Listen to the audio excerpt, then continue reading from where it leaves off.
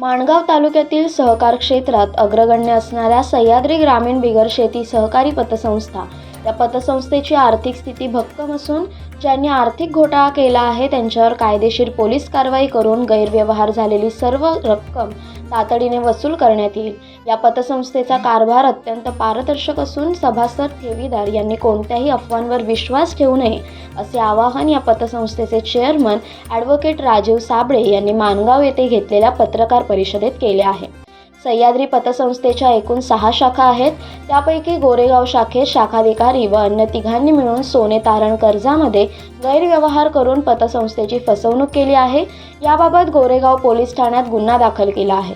गैरव्यवहार करणाऱ्या प्रदीप भोनकर या आरोपीला अटक करण्यात आली असून दुसरा आरोपी अतुल चेरफळे याला तपासासाठी पोलिसांनी ताब्यात घेतले आहे।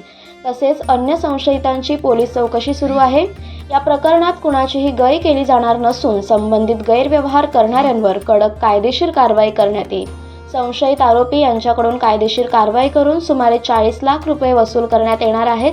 त्यांची स्थावर मालमत्ता जप्त करण्यासाठी कारवाई करण्यात येणार आहे।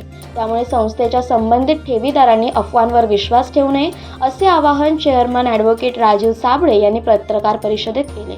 या पत्रकार परिषदेला पतसंस्था chairman advocate Rajiv Sable, vice chairman Chandrashekhar Deshmukh, संचालक वैभव साबळे, शैलेश बोनकर, सूर्यकांत काळे, प्रकाश तळकर, दिलीप शेठ, सचिन शेडगे उपस्थित होते।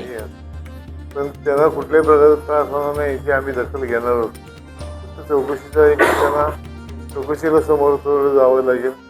त्यांच्या नावाने खोटी प्रकरणं तयार केलेली लक्षात का की त्यामुळे ते माझे आमच्या ग्राहकांना विनंती आहे की कुणी काही घाबरून जाऊ नये। आम्ही सदैव तुमच्या पाठीशी आम्ही सोबत आहोत। तुम्हाला कुठल्याही प्रकारचा त्रास होणार नाही याची दखल आम्ही घेत आहोत।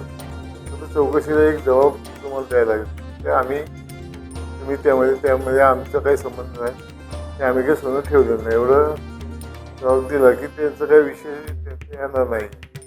बँकेची आर्थिक स्थिती अत्यंत चांगली असून कुठल्याही प्रकारे बँकेच्या याला काही फरक पडत नाही।